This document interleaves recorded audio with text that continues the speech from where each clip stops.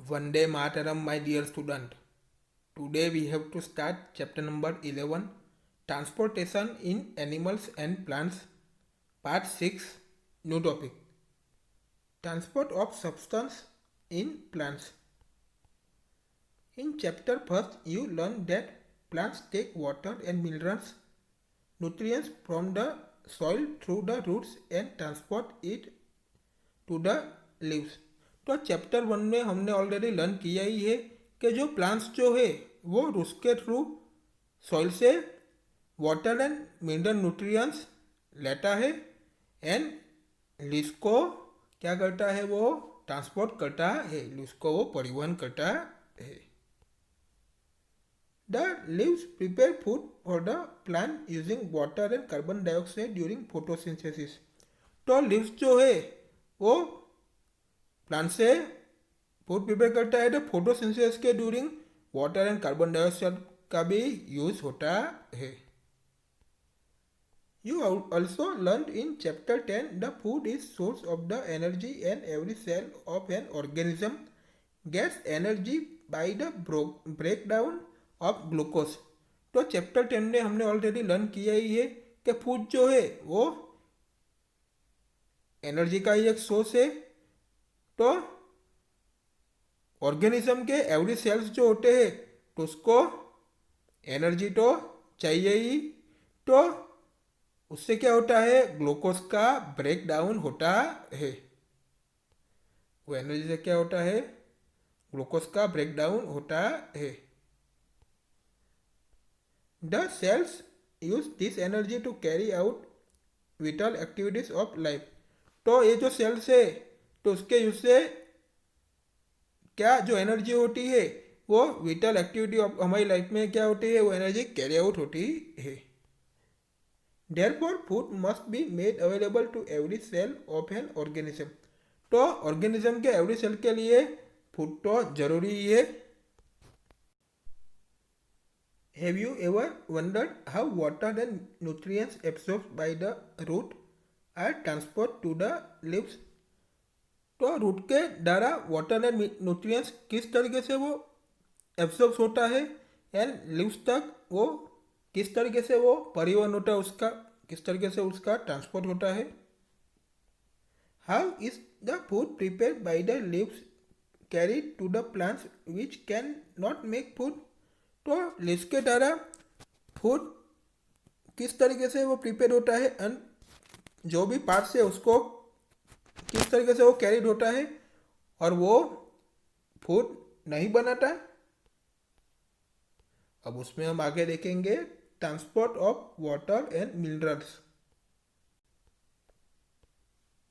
Plants absorb water and minerals by the roots. तो plants जो है वो रूट्स के द्वारा वाटर एंड मिनरल्स को एब्सॉर्ब करते हैं। The roots have root hair. Roots को रूट हेयर होते हैं। The root hair increase the surface area of the root for the absorption of water and minerals nutrients dissolved in water। तो root hair जो है वो absorption of water and minerals का nutrients जो होता है वो वाटर में क्या होता है, वो डिसोल्व होता है। तो वो क्या करता है, रूट के सरफेस एरिया को इंक्रीज करता है। The root hair is in contact with the water present between the soil particles figure 11.7a। तो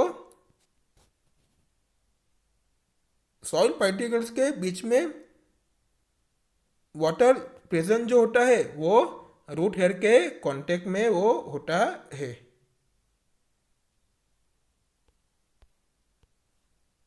can you guess how water moves from the roots to the leaves. तो आपने कभी gas किया कि root से leaves तक water किस तरीके से वो मूव्स होता है। What kind of transport system is present in plants.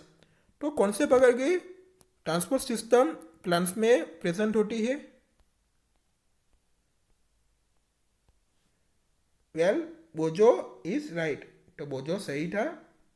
Plants have pipe-like vessels to transport water and nutrients from the soil। तो प्लांट्स को क्या है, पाइप लाइक यानी वेसल्स जो है वो वाटर एंड न्यूट्रिएंट्स को सॉलिड लाइक को ट्रांसपोर्ट करता है, उनका परिवहन करता है। The vessels are made of special cells forming the vascular tissue. तो वेसल जो है वो स्पेशल सेल से बनती है, तो उसको क्या कहते हैं, वस्कुलर टिश्यू कहते हैं। A tissue is a group of cells that perform specialise function in an organism. तो टिश्यू का क्या होता है, टिश्यू का सेल्स का ग्रुप होता है, तो वो क्या करता है, ऑर्गेनिज्म में फंक्शन को स्पेशलाइज परफॉर्म करता है। The vascular tissue for the transport of water and nutrients in the plants is called the xylem, figure number 7.1a। तो वस्कुलर टिश्यू जो है वो वाटर एंड न्यूट्रिएंट्स को प्लांट्स में ट्रांसपोर्ट करता है, तो उसको क्या कहता है, क्या कहते हैं, जाइलम कहते हैं। Top of xylem figure number 11.7 के ए में हम देखेंगे। All the student look at the figure number 11.7, transport of water and minerals in a वाला a uh section of root. तो रूट का सेक्शन के बारे में देखेंगे और उसमें वाटर एंड मिनरल्स का ट्रांसपोर्ट देखेंगे। तो ये वाली इधर फिगर देखेंगे पहले, तो उसमें क्या होता है, तो ये देखते हैं इसके बीच में क्या है, ये क्या है, ये बीच में ये क्या है, इसको क्या कहते हैं, रूट हेयर। रूट हेयर की बात की है, इसको रूट हेयर कहते हैं। और जो मेन बात हो रही है इधर, इसको क्या कहते हैं, इधर जाइलम वेसल्स कहते हैं। क्या कहते हैं, जाइलम वेसल्स कहते हैं। The xylem forms a continuous network of channels that connects roots to the leaves through the stem and branches and thus transport water to the entire plants, figure 11.7b। तो xylem जो होता है उसकी channel का network continuous जो होता है, तो वो कनेक्ट होता है रूट्स टू द लीव्स, उसके थ्रू स्टेम एंड उसकी जो ब्रांच जो होती है उसके साथ पूरा कनेक्ट होता है। उसकी चैनल का नेटवर्क कंटिन्यूस होता है एंड रूट से, लीव से, स्टेम है, उसके जो भी ब्रांचेस जो होते हैं उसके साथ वो कनेक्ट होता है। एंड वाटर को प्लांट्स में एंटर करते हैं, उसका वाटर का परिवहन करते हैं। All the student look at the figure number 11.7b a tree. तो ट्री में वाटर एंड मिनरल्स का ट्रांसपोर्ट वो हम देखेंगे। तो इधर आप देख सकते हो ये कैसे वो अप जाता है, वैसे देख सकते हो, कैसे वो इधर आता है वो आप देख सकते हो इसको। तो ट्री की फिगर आप इस फिगर में अच्छी तरीके से आप देख सकते हो किस तरीके से वो ट्री में वाटर एंड मिनरल्स का ट्रांसपोर्ट होता है, उसका परिवहन किस तरीके से होता है वो आप इस फिगर में देख सकते हो। You know that leaves synthesise food. तो आप जानते ही हो लीव्स जो है अपना खाना खुद बनाता है। The food has to be transport to all parts of the plant. तो फूड का प्लांट्स के ऑल द पार्ट्स में क्या होता है, ट्रांसपोर्ट होता है, उसका परिवहन होता है। This is done by the vascular tissue called the phloem. Phloem किसको कहते हैं, वस्कुलर टिश्यू के द्वारा वो डन होता है, उसको क्या कहते हैं, फेलोम कहते हैं। Thus xylem and phloem transport substance in plants. तो जाइलम एंड फेलोम के द्वारा ही प्लांट्स में सब्सटेंस का ट्रांसपोर्ट होता है। Activity 11.3, we would require glass tumbler, water, red ink, a tender herb, example blossom and a blade for this activity. तो ये एक्टिविटी के लिए glass tumbler, water, red ink, tender herb and blade की require होगी, उसकी ज़रूरत पड़ेगी। Pure water to till 1/3 of the tumbler. Tumbler में 1/3 प्योर वाटर आपको फिल करना है। Add a few drops of red ink to the water. तो वाटर में आपको रेड इंक के फ्यू ड्रॉप्स ऐड करने हैं। Cut the base of the stem of the hub and place it in the glass as shown in figure 11.8 A. तो hub के stem के base से आपको कट करना है और ग्लास में उनको रखना है। तो फिगर नंबर 11.8 ए में अब हम देखेंगे उसको कैसे रखना है वो। All the student look at the figure number 11.8a stem placed in color water। Colour water में स्टेम का प्लेस हम देखते हैं। तो ये क्या है, कलर वाटर है। ये क्या है, स्टेम का प्लेस है। ओके,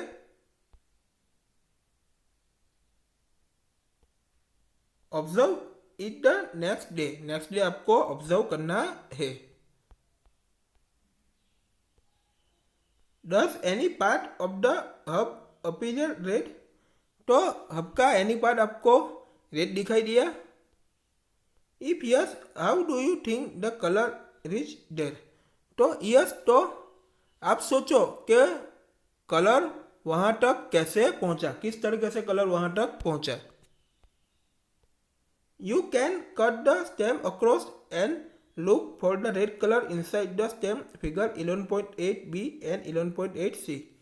तो स्टेम को एक्रॉस आपको कट करना है और स्टेम के अंदर रेड कलर को देखना है। तो all the student look at the figure number 11.8b। Water moves up in the stem. Stem में वाटर्स का मूव्स आपको देखना है।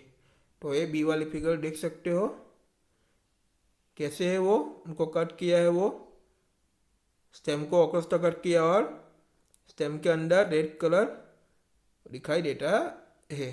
इसमें आप सी वाली फिगर में देख सकते हो। See enlarge view of open end of the stem. Stem का ओपन एंड का एनलार्ज व्यू तो आप इस सी वाली फिगर में देख सकते हो। कैसा व्यू है वो आप इस सी वाली फिगर में देख सकते हो।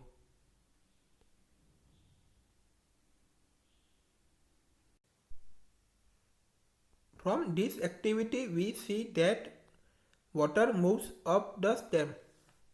तो इस एक्टिविटी में हमने क्या देखा कि स्टेम में वाटर मूव्स अप होता है। In other words stem conducts water. तो अदर वर्ड में कहे तो स्टेम वाटर को कंडक्ट करता है। Just like the red ink minerals dissolve in water also move up the stem along with water.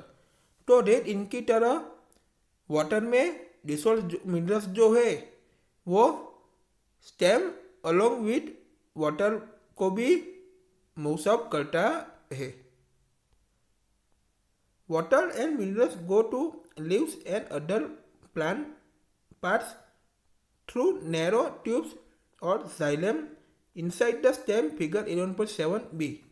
तो स्टेम के अंदर नैरो ट्यूब यानी जाइलम, नैरो ट्यूब के थ्रू लीव्स एंड अदर जो भी प्लांट्स के जो भी पार्ट्स होते हैं वहाँ वाटर एंड मिनरल्स पहुंचते हैं। अब आगे देखेंगे transpiration. In class 6 you learn that plants release a lot of water by the process of transpiration. तो क्लास 6 में हमने ऑलरेडी लर्न किया ही है, प्लांट्स जो है वो ट्रांसपीरेशन प्रोसेस के द्वारा लॉट ऑफ वाटर रिलीज करता है।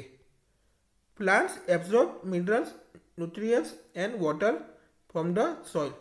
तो प्लांट्स सॉइल से मिनरल, न्यूट्रिएंट्स एंड वाटर्स को एब्जॉर्ब करता है। Not all the water absorb is utilise by the plants. तो एब्जॉर्ब किया हुआ ऑल द वाटर जो है वो प्लांट्स के द्वारा यूटिलाइज नहीं होता है। The water evaporates through the stomata present on the surface of the leaves by the process of transpiration। तो ट्रांसपीरेशन प्रोसेस के द्वारा लीव्स के जो सरफेस जो होता है उसके ऊपर क्या स्टोमेटा प्रेजेंट रहता है और स्टोमेटा के थ्रू वाटर का इवेपोरेट होता है। The evaporation of water from leaves generates a suction pull, the same that you produce when you suck water through a straw। which can pull water to great heights in the tall trees. तो leave से जो भी water evaporation जो होता है वो क्या करता है, सक्शन पुल को जनरेट करता है, एंड जो भी वाटर जो होता है वो टॉल ट्रीज में ग्रेट हाइट्स तक वो पहुंचता है। जो भी वाटर जो है वो टॉल ट्रीज में ग्रेट हाइट्स तक वो वाटर पहुंचता है। Transpiration also cools the plants. Transpiration जो है वो प्लांट्स को कूल्स रखते हैं। We will meet in next video.